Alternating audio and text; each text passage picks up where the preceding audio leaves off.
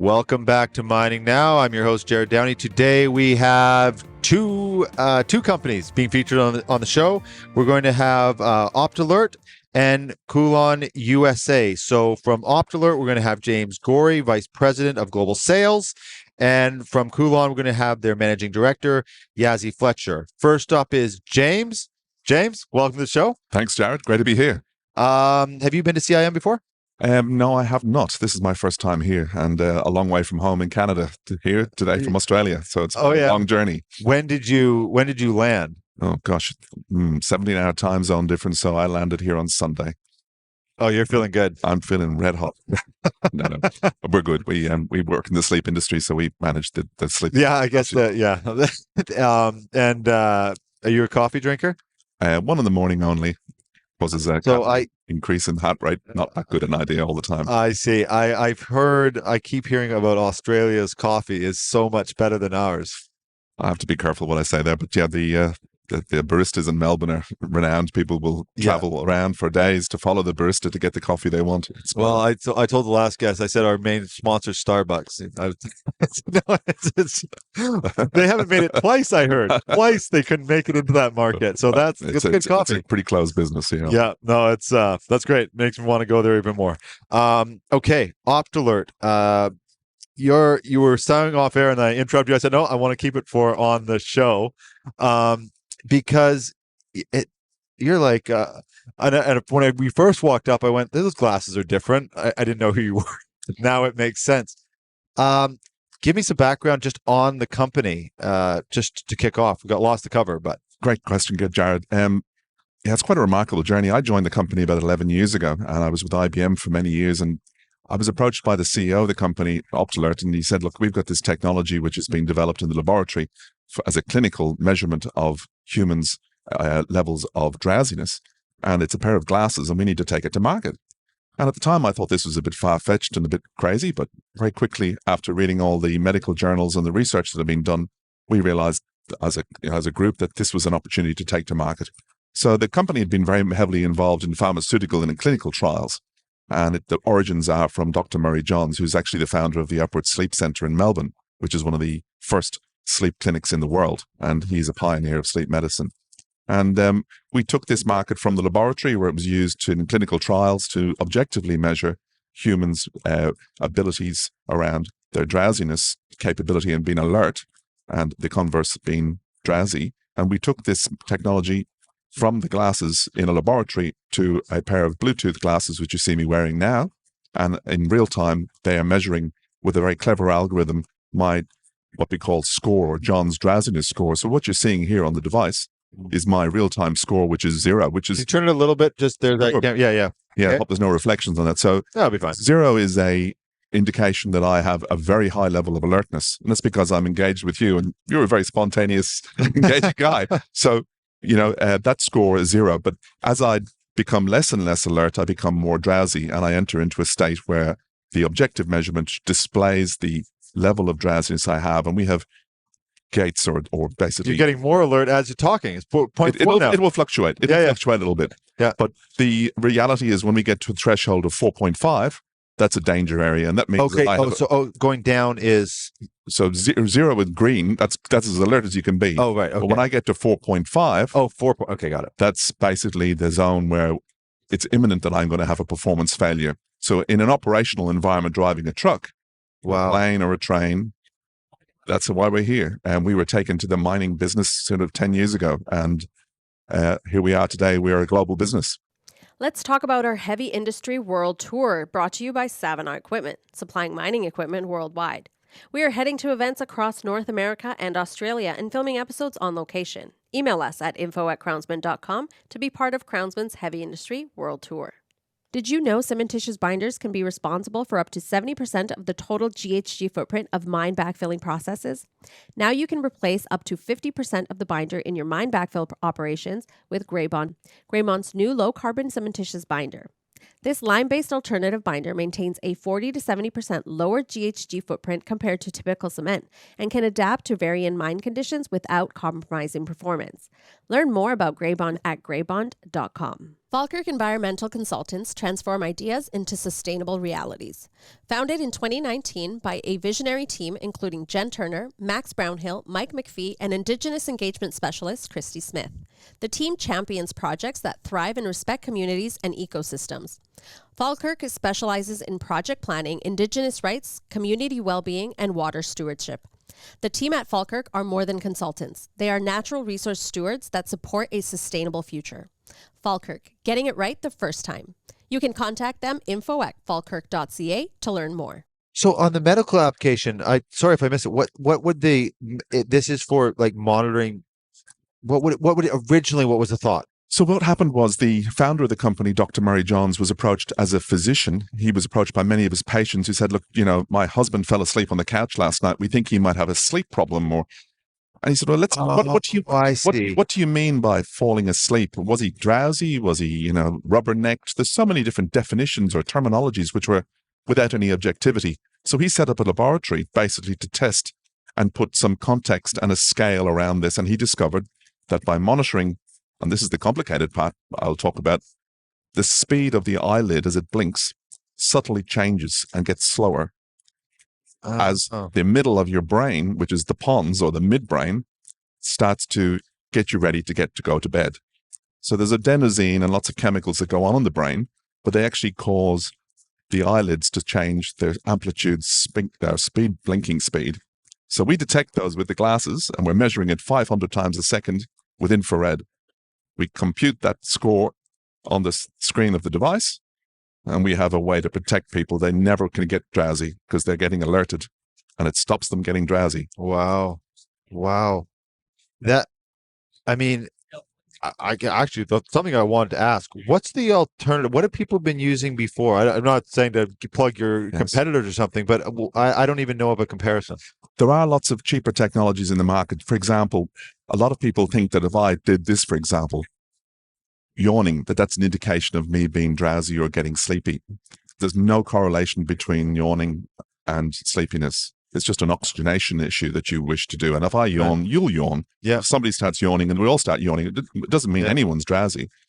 So a lot of the inferior technologies at a rudimentary level offer the ability to monitor somebody through a camera, and they can give a very simple indication of, eyes closing and nodding off.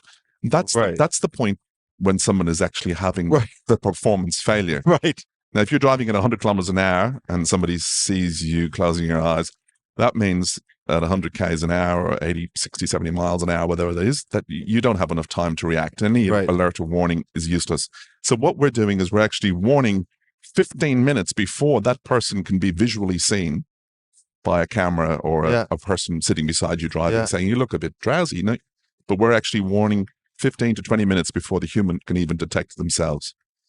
So is it now these other systems? Then you get. I'm not trying to even pick on anybody else's system. That's not my. I'm just trying to understand. Sure, Jerrod. So do they end up then alert? I yawn. Now I'm getting an alert. Correct. Now management thinks I'm. Yeah. And the cameras have a weakness. We've worked with several people who've bought cameras above our technology and have realized quite quickly that the cameras have their deficiencies. I.e., for example, am I yawning at the moment? Right. You can disguise all sorts of things, or trickery, people smoking, doing different things. Yeah. So we're not interested in the visual look at the human. We're actually just looking at the eyelids moving, and the speed at which they change is the indicator. And it's the point of truth. They say the eyes are the open to the soul, the truth. This is an objective measurement. It's 120 clinical papers written by people in the medical field and at any sleep clinic around the world. And even in Quebec, in here in Canada, they're using it in one of the institutes of cardiology as a tool to assist with measuring patients. So are people getting now? If I'm a driver, do I just show up one day and I put it on, or is there some sort of like thing that to learn? Great question, Jerrod. Yeah. So what we do is basically every human has a different pupil distance, for example, or a different type of bridge on their nose, and each individual wears a pair of glasses which are fitted at one-time fitment, which these are unique to me. So if I take off these glasses and give them to you, Jerrod, they will not work. There's a sensor adjustment, which means they're unique to me, which is great for driver identification as well.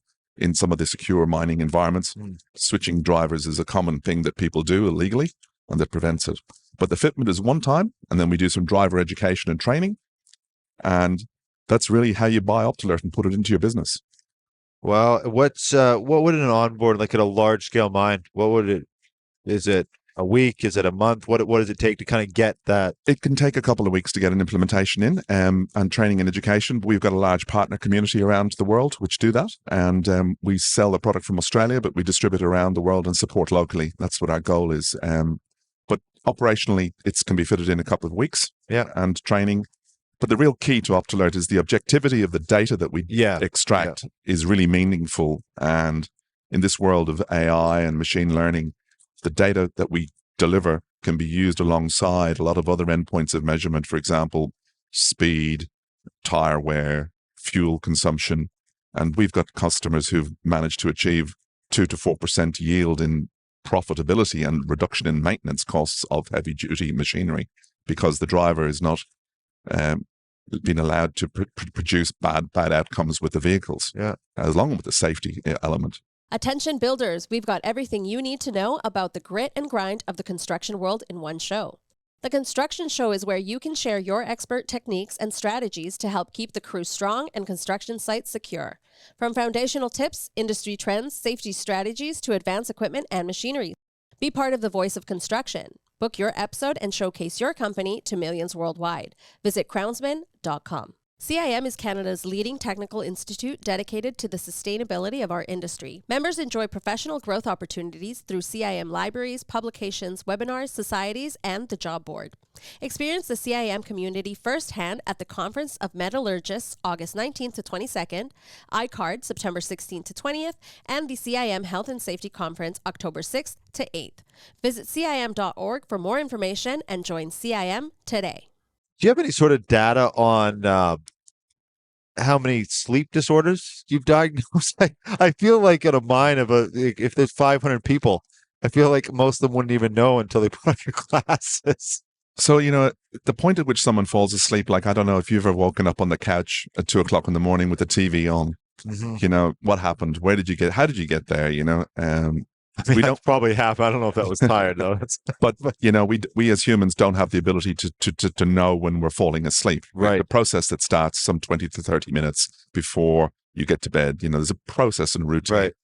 So, what's an interesting thing? What's happened with Optalert as a company? It started off medical. It still is.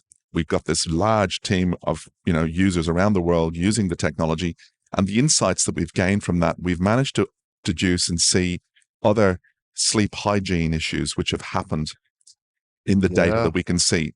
So the World Health Organization has identified that some 15 to 30% of people have sleep hygiene issues. And that means that their sleep isn't optimal. And a good night's sleep is, 6 to 8 hours for the average human. Yeah. And we need to achieve that. And the different levels of sleep, like we all have our wearables, whatever type of wearable you wear, monitoring sleep is a great way to see how your health is.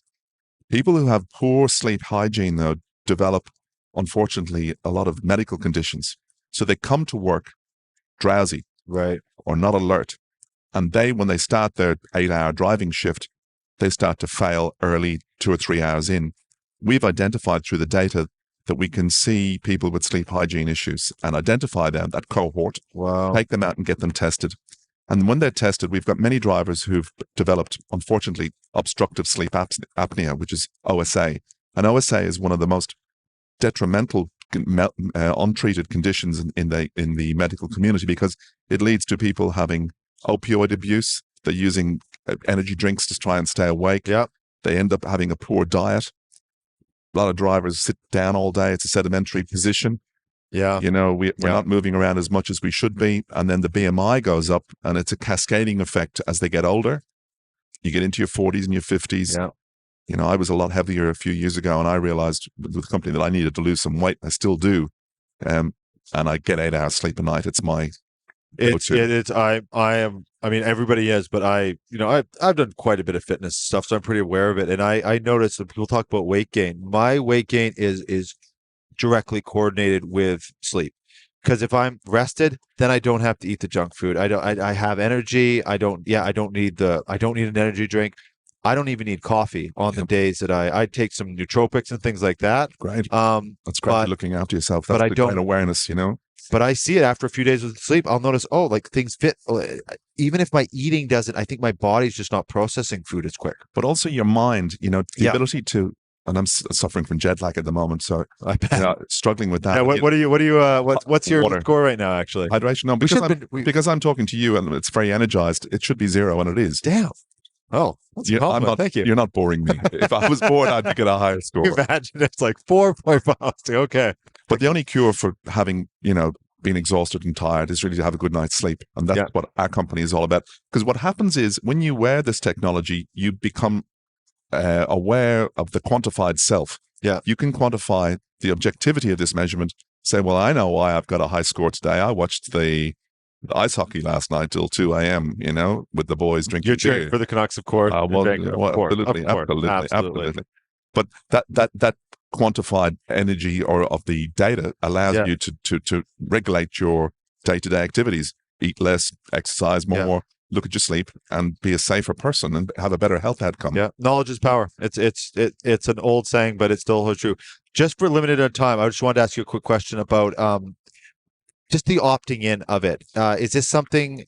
How are companies rolling that out? Do people opt in? How do they kind of take? Or is every company different? So I don't know if you've ever managed people. As a manager, I've managed a lot of people over the years, and the CEO of a company today needs to have a good night's sleep. Yeah, because she worries about people. What's going on out there. So a lot of companies buy this because they've had an accident. Unfortunately, that's the consequence that happens. But the ability to take the technology and put it into the culture of the business builds a whole culture of awareness, of safety, the importance of having good sleep, good diet, exercise, and routines. And companies can see an immediate return on investment from a cost perspective as well. The culture of the company starts with the top of the company. And a lot of our successful implementations start with the CEO wearing the device, going to from work late at night, going home safe. And, that culture that bleeds down through the company starts at the top. And we find that's the most successful environment.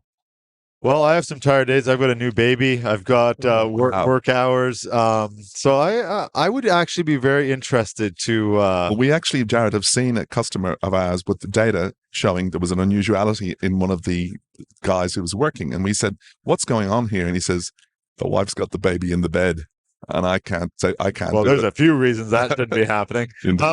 But that's a great one. Congratulations, Lamina. Thank you very much, James. This was too short. I'll be honest. This interview. Do you ever come to Vancouver? I've been here first time to this time, but I've been to Canada many times. I'll be back. Okay. Well, next time Vancouver, you need to come into our studio. We'll be the full 60-minute. I will do. We'll get your full story. Excellent. Lovely to talk to you. And thanks for your time today. Good to have you on the show. Thank you. you. And of course, we'll put links so you can connect directly with James or follow Optalert on their LinkedIn, and of course visit their website. We'll put direct links to that, and we will now bring in the next guest, Yazi Fletcher. Okay, so for the second half of the interview, we've got Yazi Fletcher. He is the managing director. You're the managing director at Coolon USA, but you're representing Coolon as a company. You're a global company, right? That's right. Yeah. Yeah. Could you give us just that snapshot to the audience of who Coolon is? So Coolon is a lighting company. So we started off in lighting. Actually, we started off in electronics and then we moved to lighting. And so we're predominantly a lighting product. But what we're doing now is we moved into something that's like lighting adjacent. So it's building a digital mesh network through the lighting. When you say a digital mesh network, but I actually haven't heard that term. Okay, so it's smart lighting, really. So traditionally, smart lighting would be just where the fixtures would talk to each other. So you could do simple things like dimming and controls. But as you take that one step forward, there's another thing you can do. So once you've got your light fixtures communicating with each other, you could then open up that digital mesh network, which becomes the digital backbone across the system. And then you can introduce other people's sensors. So they can communicate through the light system. It's kind of like an app store for other people's product. Oh, so it's not just you. Sorry, it's not just your lighting system that can be controlled? Okay, so let's look at it in a simple way. So, you take a light fixture. So we looked at an area and said, hey, so in the processing plants where, there's lots of machinery, lots of concrete, lots of steel, lots of EMI, It's been traditionally a hard place to put in a network of sensors without hardwiring them, and wiring in processing areas is always very hard to do and very expensive. Okay, so we looked at that and said, hey, so where there's lighting or where there's electricity, there's lighting, and if you put in one of our lights, we put a smart node into our light. Okay, so now that smart node, they call it auto-magically connects with the next light fixture. So now these light fixtures are all connected and communicating together. I see. Okay, so because it's so fast, the tech is so fast, you could have, if you've got 10 lined up here, that 10th one might be connected to this other one that's over here, but so it connects on a Wi-Fi type system. So, right. So you plug in a light fixture like you normally would. Yeah. So you just connect a standard light fixture. It looks like a light fixture. So to the person who's installing it, it's just a standard light fixture. Yeah. But built into that light fixture is a node, and that smart node then communicates with the next light fixture. So now they communicate together and they form a mesh throughout the space. Yeah. And so now they're all communicating together. Okay. So what happens is they don't need to be commissioned. They just, as you plug them in, they commission, they form this smart mesh network. Okay. Which becomes the digital backbone for everything else. Right. What is that? But I think we should clarify. We're not talking about a shop. We're talking about a mining, like in a full operation, right? Yeah. Full scale. Yeah. So in an area where there's multiple levels, lots of steel, lots of concrete, lots of machinery, it would be really hard to put in a traditional system. And so in those areas where there's light, now there's going to be a smart node if you put in a Coolon light fixture. Can you kind of set up a real world app? Like, what would this look like in a mine? Like examples. Yeah. So we have a product called the Blinky. Okay. So the Blinky is a warning system, a visual warning system for the mine. Okay. And so let's assume that you've got lightning coming. Okay. And so you put their lights in and they're white normally. And if there was lightning coming, if it was, say, 20 miles away, you could change the color of the light to being red. Okay, so the Blinky would turn, red or yellow or amber, depending on how you set up the system. Okay, so you could then, and so that light would change, but then it would also communicate to all the other lights. So all the other lights would also change. They could have a ring color system built into them that would also change. So if you're in a processing area where it's very noisy, right. You can't see the visual warning system because maybe traditionally they're on boxes, maybe they're put outside, they're hidden away. If you had our Blinky system in, the light outside would change. It would communicate to all the other lights and all the other lights would change. So now you have a visual warning system to go along with maybe your audible warning system. Right. Now, when you say it, could it, let's say on a full mine, if there is an area, let's say there's something over here they need a warning for, does it automatically connect or can you sort of control if one area the alert should come on? Yeah, so you could control it into scenes. So you could have only one side of the mine change. Right. Okay. So you could have it set up and, so you set it up how you want to have which area, change as you want. So you could say it was lightning, for instance, you would want all the tall areas to be able to change, but you wouldn't necessarily need to transfer that to the underground area. Right. Exactly. Yeah. Yeah. Does the interference, is that a challenge still, or have you sort of solved that? No, that's the whole point of the digital mesh system. So it was designed for these heavy duty processing areas. So we're not worried about interference. And so, the light's always in the highest elevation and they're always in every area. So it kind of eliminates that. So if there's one area that was a problem, you could, it'd be picked up. So the mesh is auto healing, so when it sends a message through the lights, so you have a sensor that's sending a message through the lights, it's going to choose the quickest route back. Right. Yeah. Have you now in the market, did you do work with at the NORCAT mine? Yeah. So we do have, so we have, since last May, we've had a demonstration of this in the NORCAT mine that you can go and see and look at, and it's been working wonderfully. And when did it? Sorry, when did it? So it went in May last year, so May 2023. Oh, okay. Yeah. And could you just something that I sometimes forget to ask it, and it's really it's kind of an important question. And expectation of onboarding. If someone's watching this interview and they go, "Oh, this actually sounds like something we need," what should they expect? Is there a site visit? How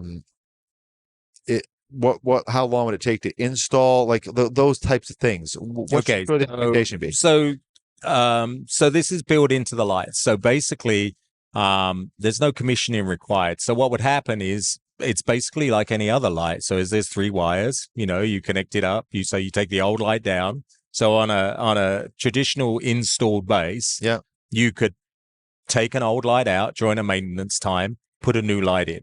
And then each light will then automatically connect with the other light. So they'll be talking to each other regardless of what you've got in. And then when all the lights are talking to each other, it doesn't need to be commissioned. You would then put in a gateway.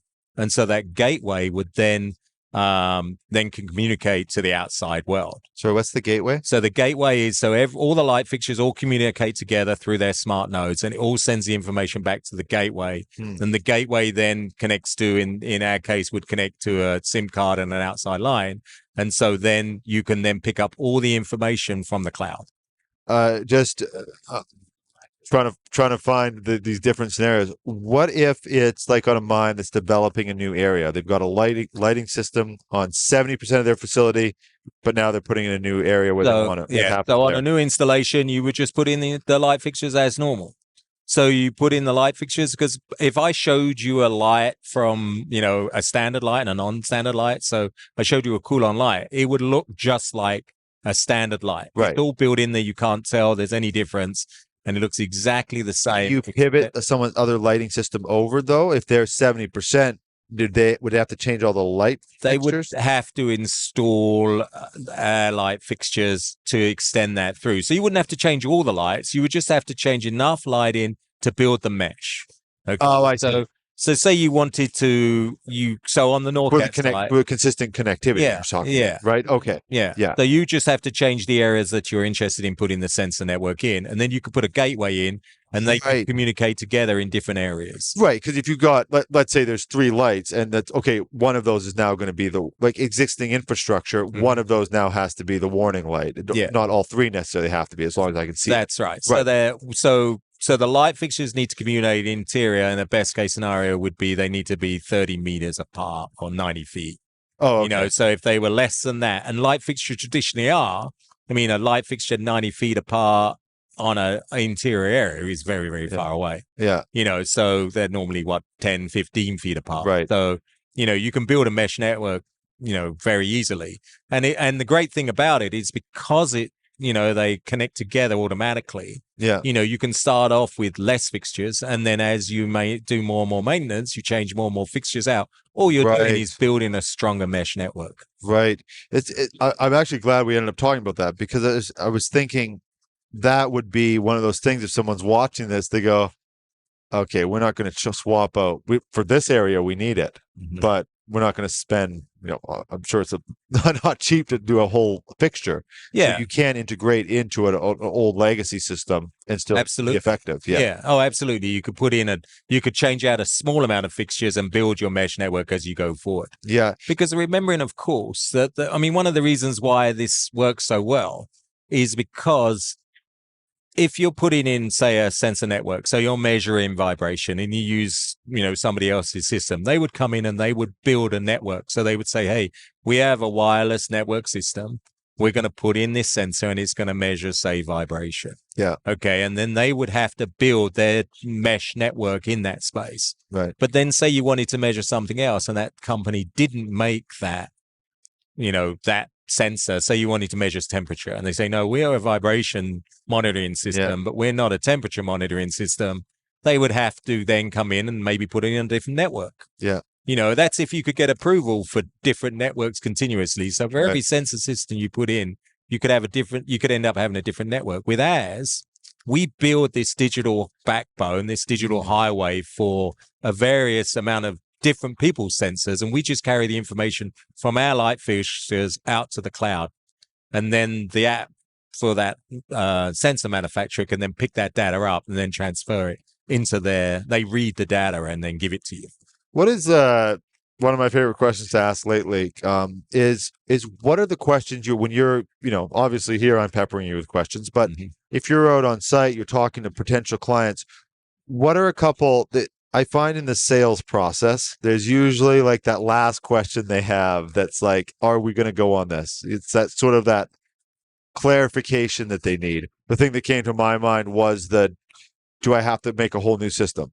So I guess so. The one of the holdbacks that would initially be held back would be the IT. So IT would be very interested in saying, hey, we don't want to be part of our network because of a security issues. They don't want their network shut down. We're very concerned about that. So this network is independent of their network. Okay. So of the IT, the company's network. So this doesn't join their network.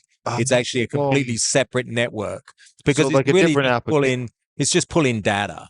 It's pulling data backwards and forwards. So obviously companies are concerned about being hacked and having their information out there, so they don't want to give you access. Yeah. This is a completely separate network that's running, just gathering the data from the sensor. So what's the control look like? Is it like it's run through a gateway. It's a software system. It's 128-bit encrypted. I mean, it's the same as the federal bank systems. So, I mean, it's a very secure system. So this is on like in the control. It's through the gateway. Yeah. Yeah. So they're on a computer. Yeah. Controlling software that would control it. Yeah, but it's not. See, so I would have just assumed. So it's not integrated in with their system. It's not integrated in with the. Okay. I mean, it could be if they chose it to be, but it wouldn't. But then it wouldn't go out to the cloud. So if they had a system where they were trying to, they didn't want that information to go out to the cloud, they wanted to keep it locked in, they could do that. They could monitor it internally. Yeah. But then if you're using a sensor system that had a cloud-based app, then they wouldn't be able to access that because it wouldn't allow that data out to the cloud. Right. And now since NORCAD, has it been that's such a great facility for like, this is a technology in an operating mine. It's just a great place.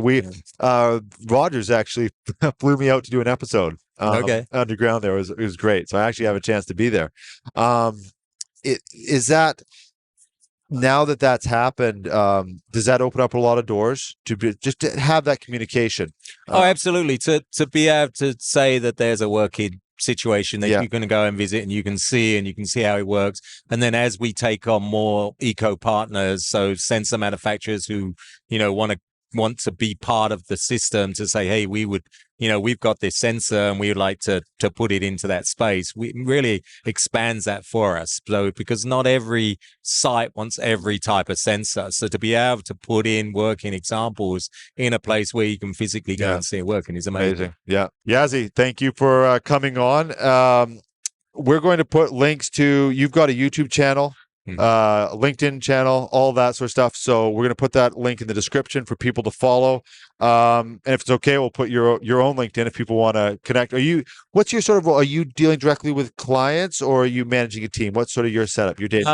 So both. Both. I do both. Yeah. So I talk to clients every day and manage a team as well. Okay. So you can connect directly with them. Thank you everybody for watching, and we will see you on the next episode of Mining Now.